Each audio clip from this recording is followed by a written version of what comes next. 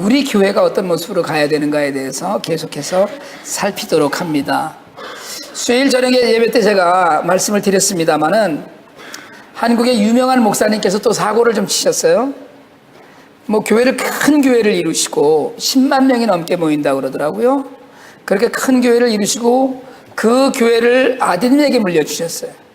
그리고 이제 원로로 앉으시고도 주일날 대예배 설교를 합니다. 근데 그 목사님이 설교하신 내용의 녹취록이 있어요. 설교하신 내용인데 제가 한번 그 목사님 흉내를 내면서 좀 읽어드리겠습니다. 우리 교회 한 권사님은 신앙생활을 잘했습니다. 장로를 시키려고 했는데 부인이 못하게 했어요. 그런데 어느 날 그 집에 불이 났어요. 11조가 많다고 못 바치겠다고 하더니 불에 홀딱 탔어요. 장로도 못 되고. 그 목사님 얘기예요. 다른 거는 더 이상 제가 너무 그 블랙 코미디 같아서 그런데 빚 때문에 11조를 못 낸다는 분들이 있어요. 하나님 앞에서 물질 생활을 바로 하지 못했기 때문에 그런 결과가 생긴 것입니다. 1,000만 원의 빚을 졌으면 2,000만 원 빚진 셈 치고 지금부터라도 11조 생활을 온전히 하면 적자가 흑자로 돌아섭니다. 그 여러분은 아멘을 안 하지? 그 교회에서는 아멘을 많이 했다고 그러던데. 하나님 앞에 드려야 할 거 안 드리면 어떻게 되느냐? 사고, 질병, 수술 비용으로 없어지고 또 도적 만나 없어져요. 그걸 사람들이 몰라요. 대구에 갔더니 어떤 장로님은 11조 때 먹다가 그 부인이 유방암 걸려 수술을 몇 번 했대요. 대단한 목사님이에요. 암의 발병 원인을 발견한 분입니다.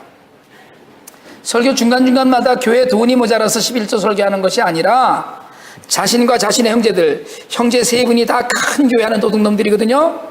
그런데 11조 생활을 해서 물질적인 축복을 체험했기 때문이라고 강조했다고 그랬어요. 하나님의 축복의 문을 여는 열쇠는 11조라면서 교인들에게 믿으면 아멘을 외치라고 했답니다. 그래서 교인들은 목사와 함께 아멘을 외쳤어요. 이분이 2010년도에 뉴욕에 와서도 그런 얘기 했거든요. 11조를 안 하면 구원을 못 받는다 이렇게 얘기했어요. 11조를 하면 굶어 죽지 않는다 이렇게 얘기했고요. 틀린 말 아닙니다. 틀린 말 아니에요. 근데 여러분, 이 이야기를 들으면서 의식이 있는 모든 기독교인들이 탄식하고 있어요. 정말 기독교의 타락은 끝이 없구나. 여러분, 정말 우리가 예수를 믿으면서 반드시 주의해야 될 일 하나는 악해지지 말아야 되는 거예요. 다 선하게 사는 것 같죠?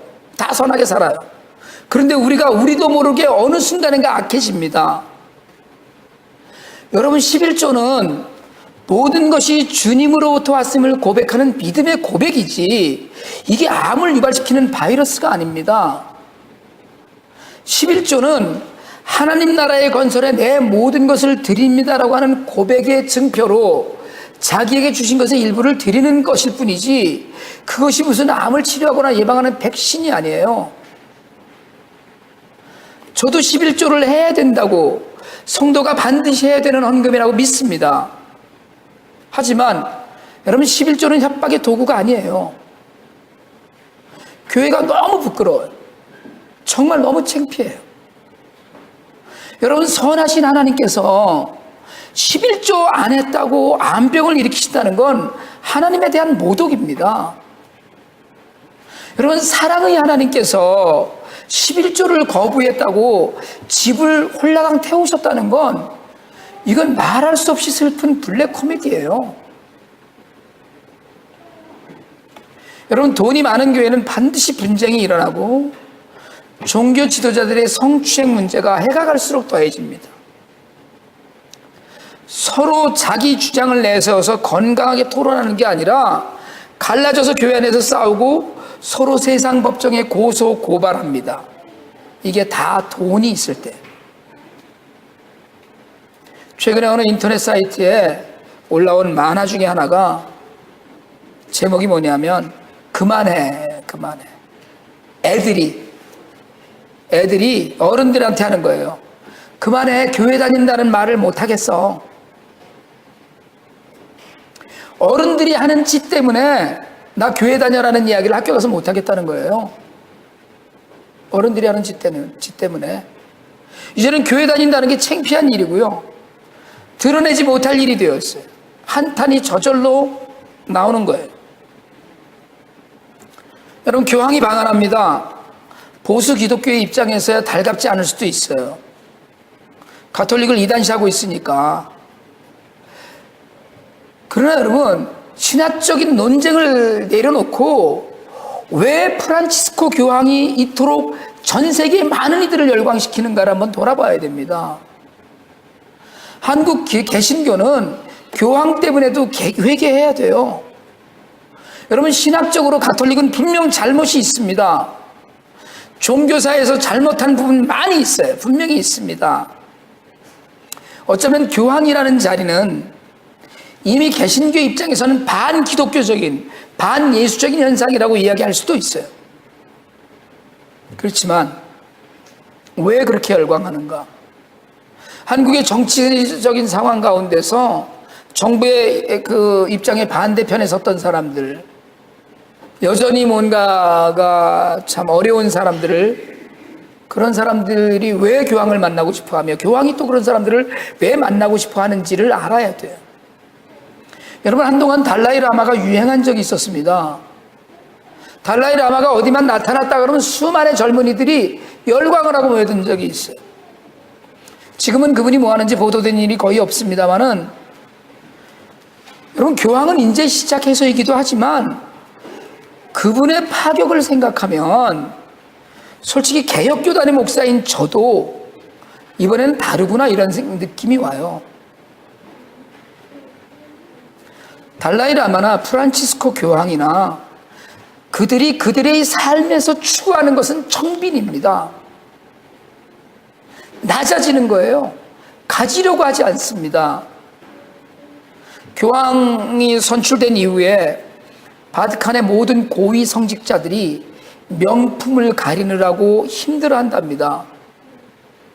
교황이 워낙에 작은 차를 타고 버스를 타거나 허름하고 낡은 옷을 입고 이러고 다니니까 명품으로 치장하고 호화스럽게 살았던 가톨릭의 바티칸의 고위 성직자들이 그 모든 것을 가리느라고 허둥댄다는 거예요.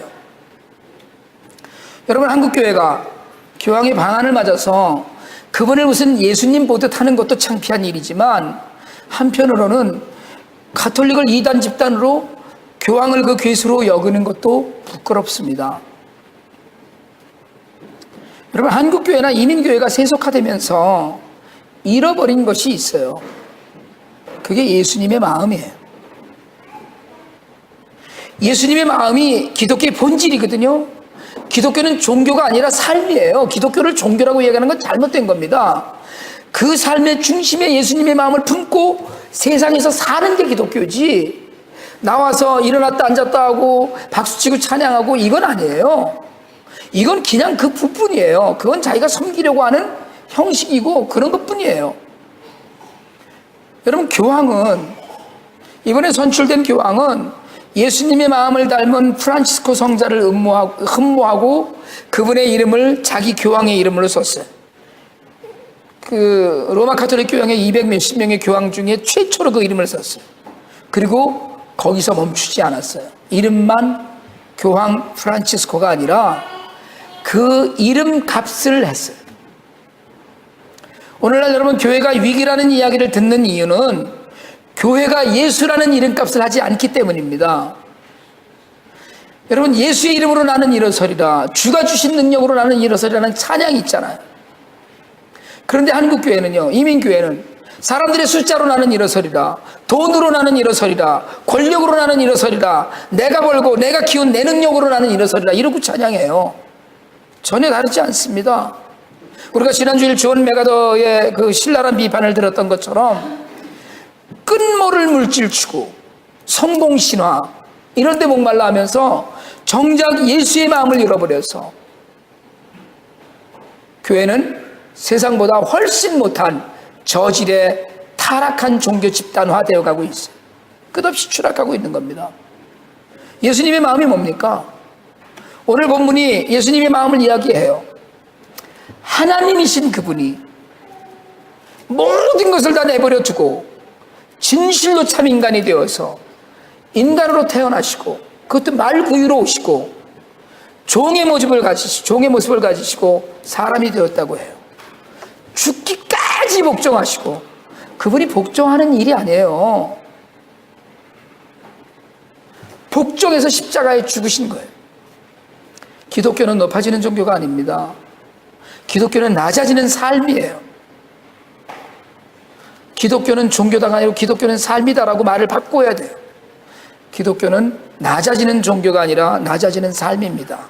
내가 지금보다 겸손해지고 내가 다른 이들보다 낮아지는 것이 주님의 마음이에요.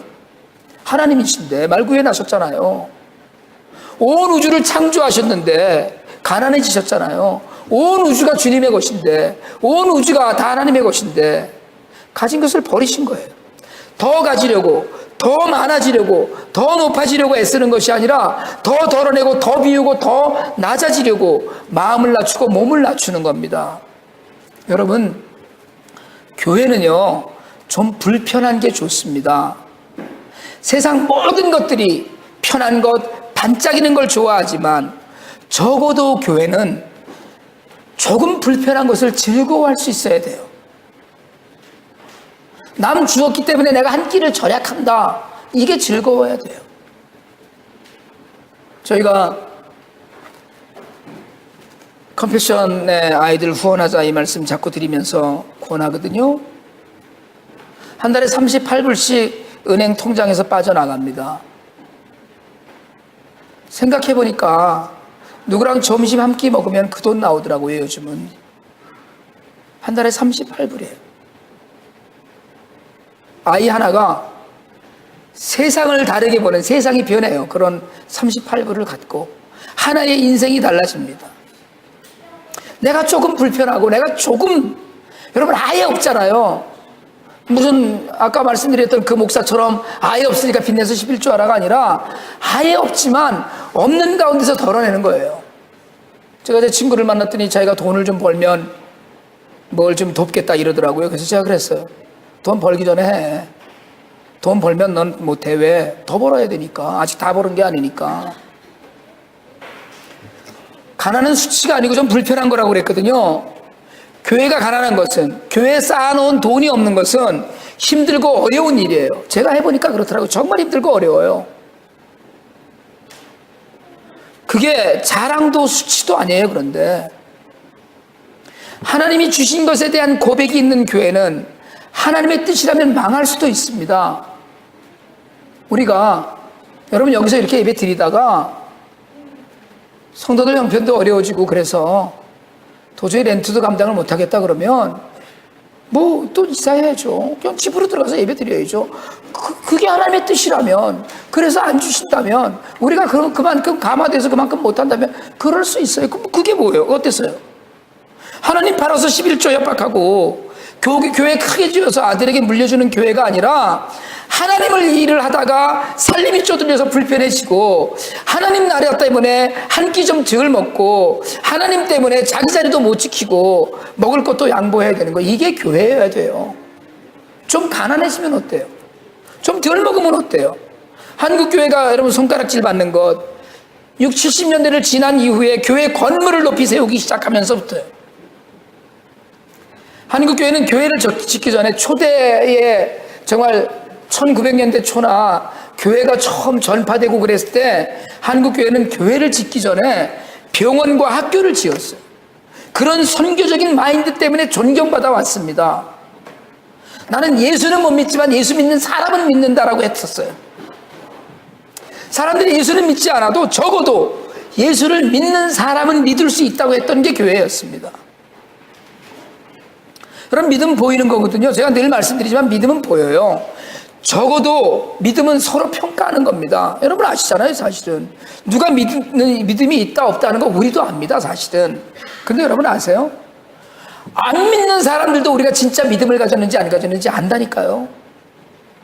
그 사람들 교리도 모르고 성경도 모르고 예수를 몰라도 아, 저 사람은 정말 예수 믿는 사람이야, 저거 날라리야, 이걸 알아요. 저거 돈만 밝히는 인간이야, 저거 괜찮은 목사야, 이걸 안다니까요. 여러분, 우리 교회가 지금 아무것도 없습니다. 가진 게 없어요. 하지만 그래도 버리는 연습해야 됩니다. 하늘 보좌를 버리신 예수님의 마음을 잃어버리는 순간부터 교회는 하나님의 교회가 더 이상 아니에요. 예수님하고 관계없는데, 너희는 이 마음을 품으라고 그리스도 예수의 마음이라고 그러는데 그 마음하고는 전혀 관계없는데 그게 어떻게 교회가 되겠어요? 버리는 훈련, 낮아지는 연습을 평생 하는 사람이 천국의 시민입니다. 하나님 나라는 낮아진 자의 것이지 높은 사람이 들어가는 곳이 전혀 아니에요. 예수님께서 궁극적으로 이 땅에 오셔서 낮아지고 낮아지다가 낮아짐의 극치로 십자가에 달리셨거든요. 저는 우리 교회가 IT에서도 특별히 고아들에게 관심을 가지는 것이 고맙습니다. IT에서 교회를 세우는 것도 중요한 일이지만 남는 거 하나도 없어요. 먹이는 일은 정말 밑 빠진 독에 물 붓는 거예요. 그래도 그런 일에 집중하는 게 감사해요. 제가 그래서 그런 얘기 하거든요. 콩나물은 밑 빠진 독에서 자라는 거니까 애들 잘한다. 애들이 자라요. IT에서도 가장 낮은 자들을 돌볼 수 있게 하신 하나님의 은혜에 감사합니다. 우리는 IT에 선교하러 가지 않아요. 말로 예수 믿으라고 하지 않습니다. 그냥 사랑해 주러 가요. 예수님의 마음을 품고 가려고 애쓰는 거예요. 여러분, 그러다 보면 아무것도 없는 우리가 하나님의 일에 쓰임받는 증거를 우리가 보게 돼요. 이번에도 21명 가요. 우리 교인 전체 숫자보다 많잖아요. 이 일을 물론 헬핑핸드의 이름으로 묶어서 하지만 주체는 우리 교회입니다. 우리 뿌리 깊은 교회예요. 이번에도 가서 쌀 나눠줘요. 이번엔 특별히 도미니카에 있는 YT 아이들도 만나서 저희들이 위로하고 사랑합니다. 지금 IT에 지난주에 광고 드렸듯이, 그리고 이메일에서 드렸던 것처럼 앤드류 이미 헌금한 주택 짓고 있어요. 아마 이번 주 되면 완공할 거예요. 집 하나 짓는데 일주일밖에 안 걸려요. IT에서 여러분 제일 빈민촌에 가장 험한 동네에 정말 쓰러져가는 집 안에서 두 모녀가 안에서 자는 거나 밖에 자는 거나 차라리 밖에서 자는 게 깨끗하다 싶은 그런 집에서 근근히 살다가 지금 시멘트로 만든 집을 지어줘요. 여러분, 시티솔레라는 배단위 마을에 들어가면 정말 기분이 달라집니다. 저절로 찬양이 나와요.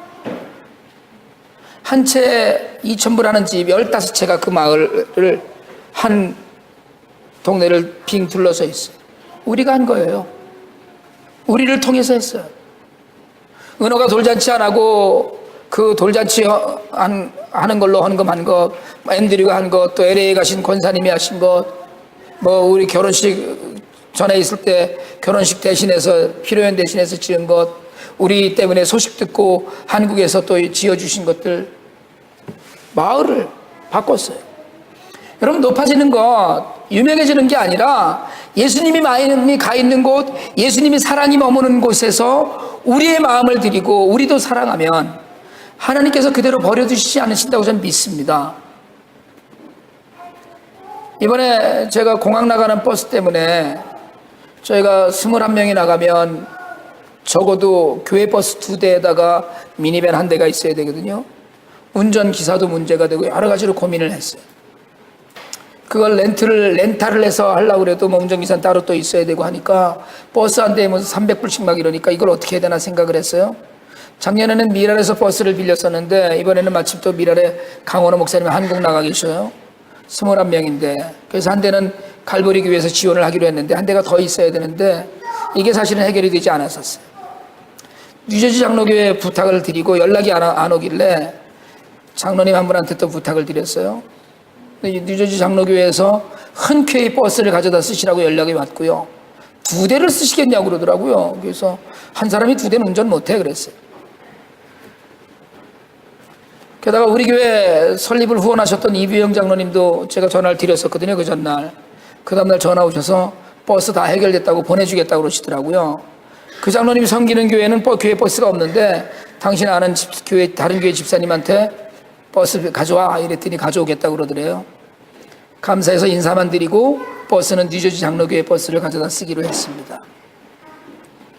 하나님의 뜻이 분명히 있다고 생각하고 가면 하나님 책임지셔요. 저는 그렇게 믿습니다. 여러분, 캠프도 하나 가져오는 속에 예수님의 마음이 있어요. 그 안에 마음이 있는 거예요. 우리 그 교회가 연말에 하는 슈박스 미니스트리, 또 감옥에 있는 사람들의 자녀들에게 그 위문하는 일, 이런 데 마음을 들이면 그 감당 주님께서 이제까지 해오셨어요. 건물을 크게 해서 높임을 받는 것이 아니고 협박해서 돈을 쌓아두는 것이 아니라 그저 예수님의 마음을 품으면 돼요. 내 마음이 아니고 사람의 생각이 아니고 내 욕심이 아니라 그저 나는 없는데, 이럴 때 예수님은 무슨 생각을 하고 계실까? 지금 예수님은 무슨 마음이실까? 가난하고 굶주리고 있고 쓰러져 있는 사람을 보면 예수님은 어떤 마음을 품고 계실까? 답이 나오잖아요. 사실은 답이. 예? 교회 건물을 그렇게 높이 지을 때, 4천만 불씩이나 들여서 교회 건물을 지을 때 헐벗고 굶주리고 있는 수없이 많은 사람들이 눈에 안 보인다는 거거든요. 왜? 좋은 데 들어가 있으니까, 높은 데 들어가 있으니까 안 보이는 거죠. 주님은 높은 데 안 계시고 낮은 데 계셨거든요. 내 마음이 아니고, 여러분, 내 안에 예수님만 계시면 된다는 거예요. 그러다 보면 여러분, 오늘 9절에 보니까 하나님이 그를 지극히 높여서 모든 이름 위에 뛰어난 이름을 주셨다고 했어요. 십자가의 도를 달려 돌아가셨기 때문에 그 이름이 모든 이름 위에 뛰어난 이름이 되었어요. 여러분, 저는 솔직하게 말씀드리지만 순수하게 예수 믿지 않습니다. 난 하나님이 복 주시는 분이라는 걸 믿어요. 그 복을 가만히 앉아도 주시지만 예수의 마음을 품고 예수의 심정을 품고 하나님 나라를 위해서 내가 손해보고 살면 하나님이 갚아주시라는 걸 믿습니다. 저는 분명히 믿어요. 예수님은 십자가에 달려 돌아가셔서 모든 이름 위에 뛰어난 이름이 되셨다면, 우리가 정말 하나님 나라를 위해서, 하나님 백성을 위해서, 하나님이 불쌍히 여기시는 자들을 위해서 우리가 그들에게 마음을 준다면 하나님이 가만히 계시겠어요? 우리를 소문나게 하시고 우리의 사랑을 예뻐하시고 그리고 우리의 살림을, 우리의 생을 책임질 줄 난 믿습니다. 저는 그래서 컴패션에 있는 아이 후원하고요, 그래서 그 IT에 있는 고아 후원하고 그래요. 하나님 하실 거라는 걸 믿기 때문에 저는 계산해요. 만약에 제가 얼마를 순수한 마음으로 정말 예수님의 마음으로 드렸는데 안 주시면 이제 하늘나라에 가서 따지려고 그래요. 장부에 다 적어놓고 있어요. 뭐를 드렸는데 뭘 안 주시나, 왜 이렇게 하고. 여러분, 예수님의 마음을 먼저 품고 십자가를 지는 마음 가지면, 십자가는 고난이고 불편이잖아요. 어려움이잖아요. 시험거리잖아요. 그렇지만 온 천지에 있는 자들이 무릎을 꿇는 마지막이 올 거라고 이야기해요. 오늘 11절에 보니까 모든 입으로 예수 그리스도를 주라 시인하여 하나님 아버지께 영광을 돌리게 하셨다고 했습니다. 우리 때문에 세상이 살만 나고, 우리 때문에 하나님께서 영광 받으시고 예수 믿는 사람들이 많아지고, 그러면 여러분, 그 사람 참 괜찮아, 그 사람 보니까 정말 저절로 존경이 가, 그 사람은 믿어도 되는 사람이야. 여러분, 우리가 이런 소리 듣게 되기를 원합니다. 예수님 마음 품으면요, 이런 이야기는 돈이 많아서 듣는 이야기가 아니라니까요. 교회 건물이 커서 듣는 이야기가 아니라니까요. 10만 명의 성도를 데려놓고 11조 안 하면 암병 걸린다고 설교를 하면 도둑놈 소리 듣습니다. 도둑놈이에요. 그건 도둑놈이죠. 하나님을 깎아내린 거니까. 분이 막 치밀더라고요. 그 얘기를 처음에 듣는데. 네? 하나님을 어떻게 알길래 11조를 안 했다고 집을 홀라당 불태워버리시는 그런 하나님이 세상에 어디 계셔요? 그걸 말이라고, 찢어진 입이라고 막 강단에서 그것도 설교라고 이야기를 해요.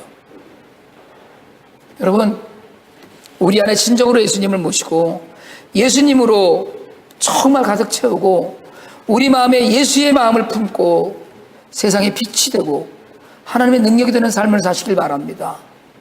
아무것도 없는 것 같아도, 나는 가진 것 없습니다, 나는 연약합니다, 나는 할 수 있는 게 없습니다 해도 마음을 드리기만 하면, 예수의 마음을 품고 마음만 드리면, 여러분, 우리 교회가 무슨 얼마나 헌금을 하겠어요? 이번에도 거의 한 3만 불 씁니다, 돈. 뭘로요? 우리 축구공 이번에 80개 팔았는데 3천 불이 넘게 거쳤어요. 마음을 드리니까 가겠다니까. 제가요, 1년에 4차례 IT를 가는데 저희 집사람도 말리지 못하는 게, 간다고 하면 돈이 모여요. 가겠다면. 하나님의 능력이 되는 것, 예수의 마음을 품고 그 마음이 끄는 대로 사는 삶, 하나님 나라의 일을 하고 하나님께 영광 돌리고, 그리고 저와 여러분이 다 하나님의 사람으로 증거 있는 삶을 살게 되는 줄 믿습니다. 여러분에게 예수의 마음을 품고 살아서 하나님의 놀라운 영광의 증거가 되시는 삶이 되기를 주님의 이름으로 축원합니다.